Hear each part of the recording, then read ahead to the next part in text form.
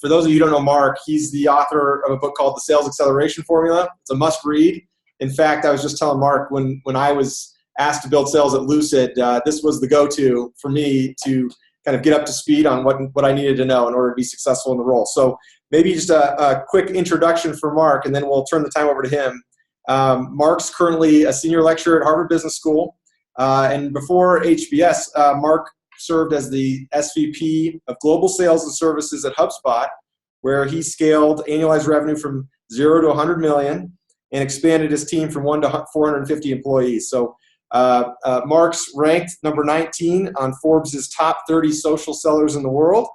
He was also awarded the 2010 Salesperson of the Year at the MIT Sellers Conference. And he's active with a lot of startups and is a board of directors member, an advisory board member, and angel investor. So involved in a lot on the startup scene.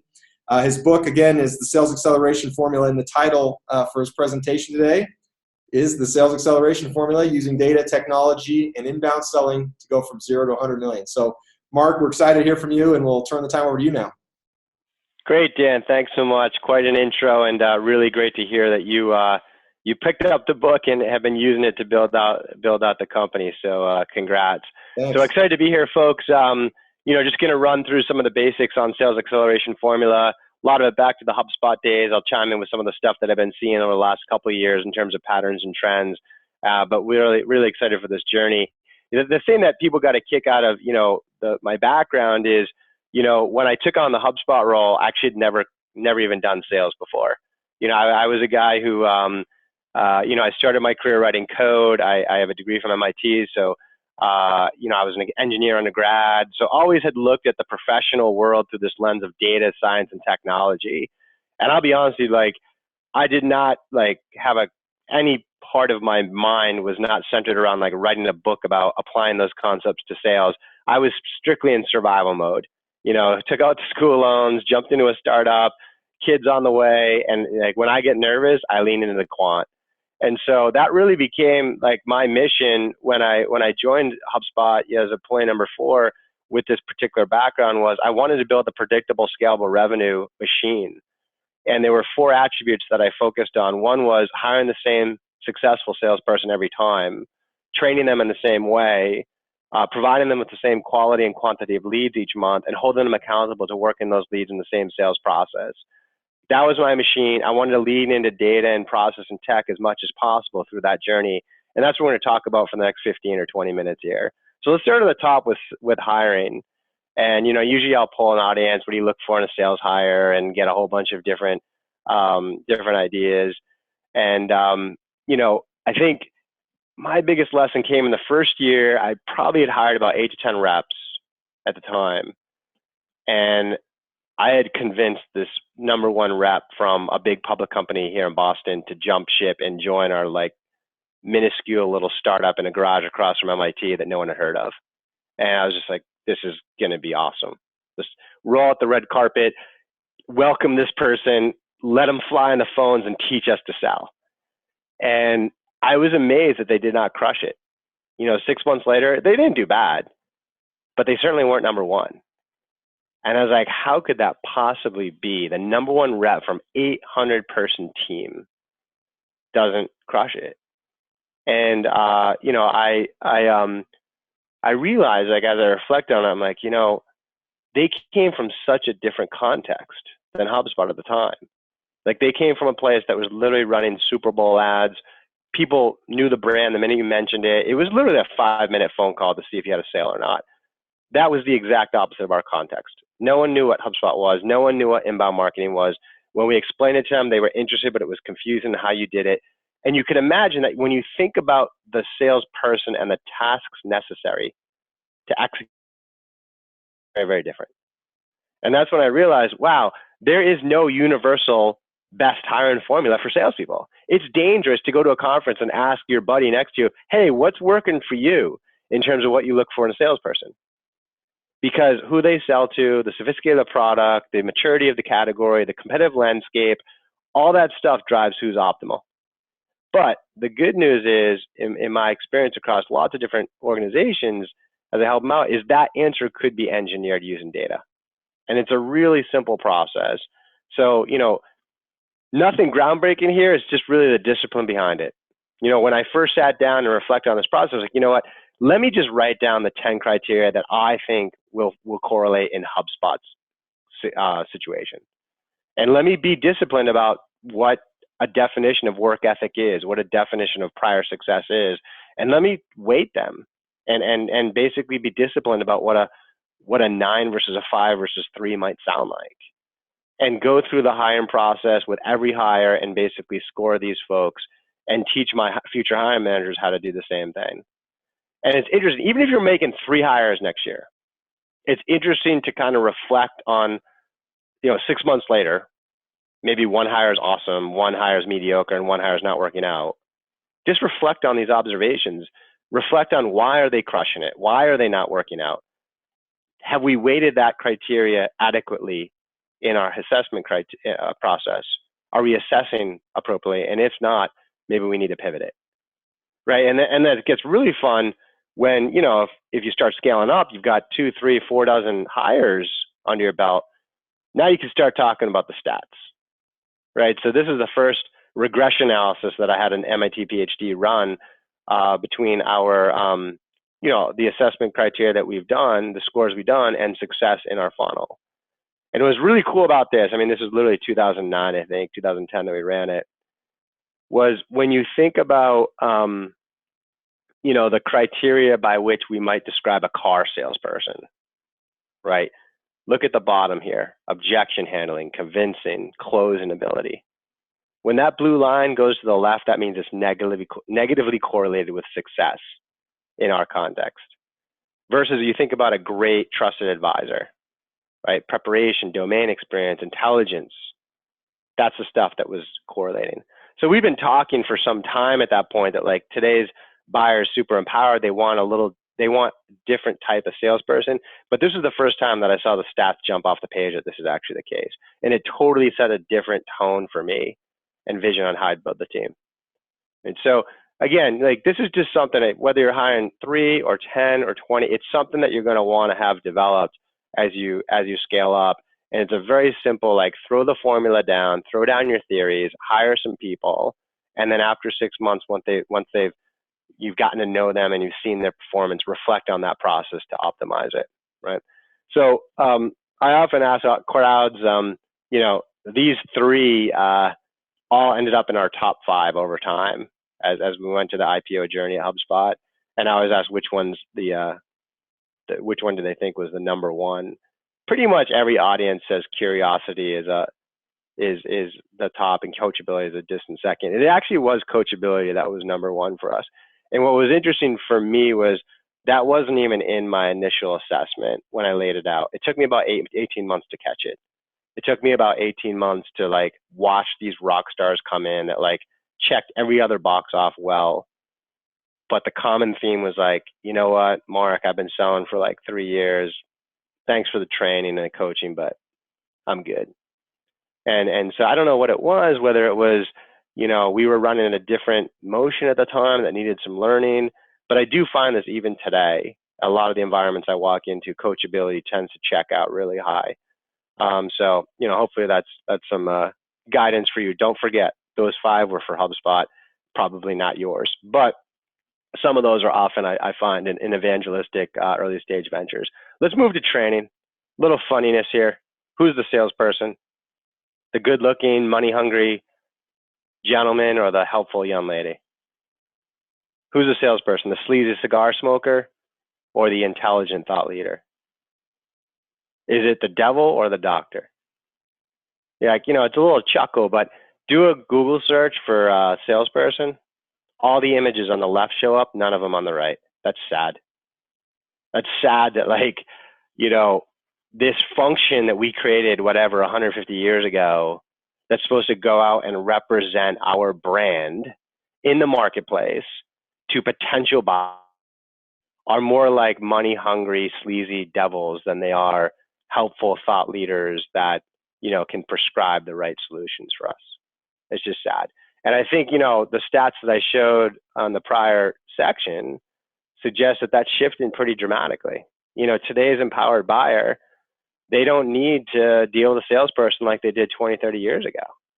Like you used to, when you had to assess a product, you often had to go into a store or call a vendor and say, send your salesperson. I need to figure out what this thing does, how much it is, and how it compares to everybody else. And salespeople, I think, over leverage that power and put a negative brand on the function because of it. And now you don't have to do that as a buyer. Yeah, any product, you can just look it up right now, Saturday night with your bunny slippers. Just do research, figure, what does it do? How much is it? How does it compare to the competition? What are customers saying about it? Sometimes I can just try it right there. Let me try it. I can even buy it right there. So like, why do we need sales? So it's getting disrupted in certain areas, especially for commoditized products. I think it's going to be a long time for more sophisticated products, but it certainly requires a redefinition. And the starting point for that redefinition as a young company is to think about developing your sales motion with the buyer in mind first, and to think about developing it what I call an outside in versus an inside out approach, right? So I see a lot of companies where we built this product and this is what it does and this is who we built it for. So let's use those theories and build a website and a brochure to tell everyone about that. And let's go out and tell as many people as possible about that. Versus if you take an outside in approach, we start with the buyer. And we start with understanding, who is this person? What are their biggest problems? What are their biggest goals? How do they think about them? What have they typically tried? If they were to choose an ideal vendor, what would be the criteria by which they choose them? And depending on that buyer's perspective, we can then customize the sales approach to the best of their needs. Right? So let me bring that to life for you. Here's a really generic buyer journey framework that you could use: awareness, consideration, decision. So in the beginning, what are the goals? But before they even know what you're selling, you survey you inquire a buyer, what is your biggest goal or challenge in the next 3 months? Right? Consideration. What different categories of solutions are you trying? Are you going to hire a person? Are you going to hire a consultant? Are you going to buy a product? Are you going to do an assessment on it? Like, what are you thinking about doing? And within the one you're doing, are there particular vendors you're looking at, and how are you going to make that decision? Right. So one of the companies I help out is Tiny Pulse. What they do, and just to bring it to life here, they allowed me to use their buyer journey. So what they do, talent management platform, but they started with a really simple product that's helped a bunch of companies, which is every week a brief survey goes out. Are you happy in your job? Why or why not? So it really allows founders and executives to just quantify their culture as they navigate different times to know if it's improving or decelerating. And so, if you're talking to a prospective buyer, what are different things they might be thinking about that would warrant alignment with that solution? Maybe they're thinking, my culture sucks. I want to improve my culture. My morale's down. My productivity's low. I have high turnover. I can't recruit people. Or it could be like, I have a boring office. Right. And so if they think they have a boring office, listen, I'm not an architect firm, right? Like I can't help them with that if they want to spruce up their office. But as a seller, I need to ask myself, like, if you were in their shoes, if you're their CEO, would you agree that the boring office is their number one priority? Or do you think it's actually that their culture sucks? And so if you answer the latter, then your job is to reframe that perspective off the red box to a green one. And so there's a bunch of books out there on talking about, I can tell you it's not telling them that it's wrong. It's probably a good questioning tactic to try to reframe them. But if you're able to get them, or if they're already in a green box, then great. How are you going to solve it? So you have high turnover. How are you going to solve it? Throw a pizza party. Beer and pizza, right? Option number 3 there. Let's do an annual survey. Let's hire a consultant. Maybe we won't do anything. Or let's buy some pulse technology that can help. And in the gray box that shows what is the uniqueness of that category that we're in relative to the other options, right? And then finally, great, if they're on into the pulse technology, who are they going to buy? The free one, the expensive one, the most extensible, the broadest? And again, the gray box below is very clear about how we differentiate relative to the other solutions. So this is a guide for your sellers. We started with, I haven't talked about the product yet. It's all about the buyer. And as I think about buyers who, some of them may have a high turnover problem and they're going to do a pizza party to solve it, versus others have a bad culture and they're going to buy Pulse technology and they want to go with the cheapest free version out there. Neither of those buyers are perfectly aligned with my value prop, but I can get both of them as a customer. But my approach to doing it is way different. So the number one thing I need to understand as I'm training my reps and developing my sales motion is how can I help them understand the perspective of the buyer and then customize the sales motion to that buyer's perspective. And this provides a framework to do that. So just, Gone.io, there's a bunch of cool sales technology that's been on the market these days, Gone being one of them. They discovery calls with their software, and this is their findings. For top reps, they speak 46% of the time on the first discovery call. For bad reps, they speak 72%, right? In the industry, we've got, and this is actually how the call looks. The blue is the reps, the orange is the buyer. So you've got like 5 minutes of rapport building. Most of the call is around 3 to 4 business issues, not the product, 3 to 4 business issues, and then a follow-up on next steps once we've uncovered those issues. And so one other tactic you can do in training is, as I look at sales, when I walk into companies and I see sales training, most of it's for the product and how it works. And a lot of it's also around the sales motion in terms of like, here's how you're going to pitch it. Here's how you move it through a different stage in the CRM. There's just not a lot on the buyer. And so really reflect on how can you help your salespeople sort of like walk in the shoes of the buyer, like live a day in the life of the buyer. And I'll give you the HubSpot example. We did training for a month on our reps. I would say 70% of it was walking the shoes of the buyer. Every single rep started a website, wrote a blog, starting the social media presence, got followers to follow them, wrote 4 posts, ranked in Google, created a landing page, converted leads, nurtured them with email, all using the HubSpot software. And by the time they got on the phone with their first marketing prospect, they could empathize with them, right? They knew when they had their doubts about like Google SEO or the ability to blog or the fear of getting out there in social media at the time, right? 10 years ago, they could empathize with them and get in their world much more deeply. So just no matter what you sell, is there some way you can help your sellers get in the shoes of your buyers so they can relate to them through this different sales motion during this training process? All right, let's talk about leads. So I always ask, think about your last, 6 months. How many times you get a cold call and you were like, you picked up the phone, you were in an engaging conversation with a telemarketer and you bought the product? Or how many times did you like get a piece of direct mail at home, you open it, you're like, wow, this is awesome, and you bought it, right? Versus how many times have you had an issue, you went online, you researched it, maybe saw some recommendations in social media, and that led to the purchase? Like such an obvious question these days. And you can imagine the response I get in audiences, where every hand shoots up on the last question about like researching online. But look yourself in the mirror and ask yourself, your sales and marketing budget, specifically around demand, how much of it is in the first 2 buckets versus the last? Like, are you going hard enough on attracting buyers to you versus trying to like jam through the paid ad journey, jam through the SDR cold calling journey? Not saying those things are bad and you shouldn't do them. I advise that you do. But I find that most organizations underinvest in the content development. I think they just don't know how to do it, especially the young organizations.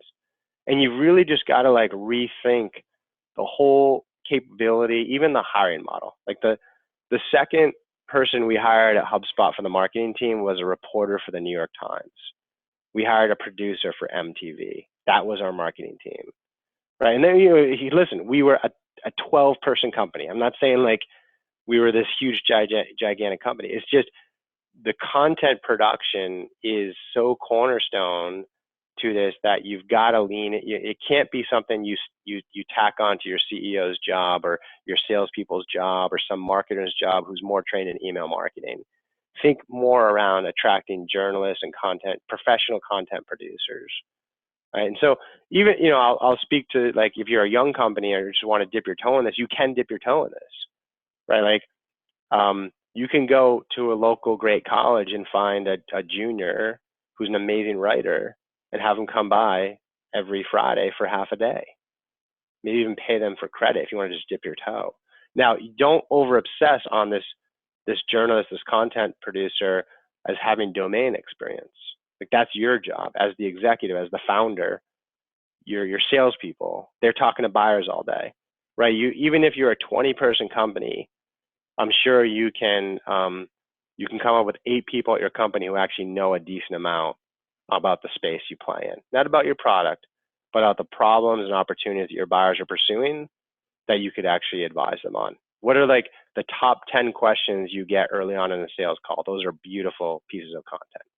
Oftentimes, like, the outbound sent items, the sent items folder on a sales rep's email is a treasure of good content, right? So now what you could do is, if you've got 8 people on a thought leadership committee, once a week, one of them can sit down for an hour cup of coffee with your great content producer and discuss the topic. And within that, that content producer can go off for 3 days or whatever. An hour is a long time. They don't just write a 5-paragraph blog article. They can write an ebook, 3 or 4 pages on the topic. They can produce 4 blog posts and a handful of social media messages just from that 1 hour with the CEO or the top salesperson or the engineer or whoever, and schedule that over the course of the month. And now you've got this amazing cadence that is sort of overlapping with it, and you're establishing a content presence to attract people to your business. So I just think, like, maybe that's part of the reason is this isn't as much as like hire a pay-per-click consultancy and throw $1 million at it. People just don't know what to do. And hopefully some of these tactics have helped you solidify what a strategy might look like. All right, let's end it on management. What the heck does a sales manager do? What do they do? You know what I mean? As I go around to companies, the common answer I get is they hold our reps accountable to the forecast. I got technology for that, right? I mean, I think that the biggest thing that they should be doing is maximize. They essentially hire great people and coach. That's what I think a sales manager does. They're accountable for bringing onto the team people who can perform in the role.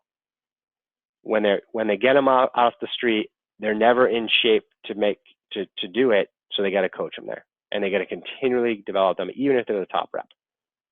And so, I'll use the golf analogy here, right? So I've taken a couple lessons in golf. One golf pro said to me, "Mark, take a swing," and I did.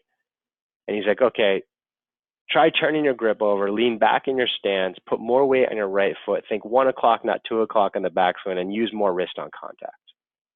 And I was like, "You got to be kidding me," right? Another golf pro took it one step at a time. He's like, "Take a swing." He knew exactly what my issues are, but he said, "Try this grip. 20 minutes, 100 swings. How does it feel?" "Great. Now let's move to the stance. Put more weight on your right foot.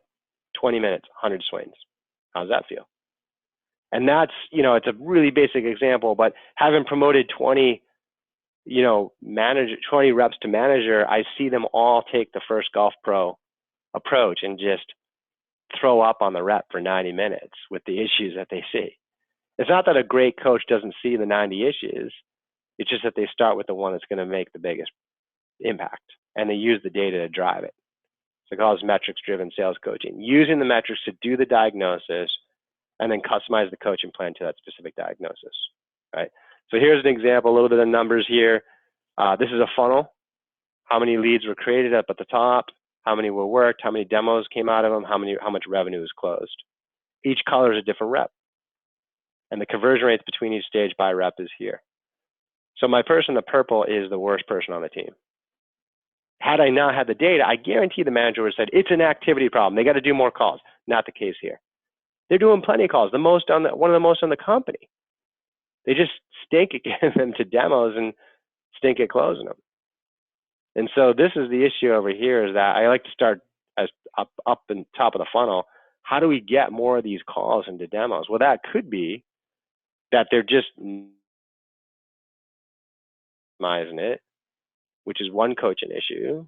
Or it could be that they get them on the phone, they just suck at breaking the ice and selling them on taking the next step, which is a totally different coaching issue. So I try to dig as deep as possible in the data to guide me. And sometimes I've got to qualitatively look at calls to see what's going on. But at least I've narrowed it down to the biggest issue in this reps situation, and I can align the coaching accordingly. Okay? So that's our 20 minutes. I hope you, at least some of this might have given you some ideas for your ventures, big or small, no matter what role you're in. If you want to check out the book, please do. 100% of the proceeds go to this awesome org, build.org. What they do is they focus on the worst high schools in the major cities in the U.S., where these kids just had tough life decks that they've been dealt. And, there's not a lot of them graduate from high school, not many go to college. They actually introduce them to entrepreneurship their freshman year of high school, which is awesome. Put them through a 4-year program of starting a business, and with the whole goal of getting them to college. I think 99% of the kids that go through that graduate, and like 80% or something end up going off to college. So huge numbers above and beyond what the school typically handles. And if you want to support the book, the proceeds go there. So that's a wrap. If you want to get in touch with me, my Twitter handle's there. I'm very active on LinkedIn as well if you want to shoot me a note. And thanks for checking out my stuff. Enjoy the show.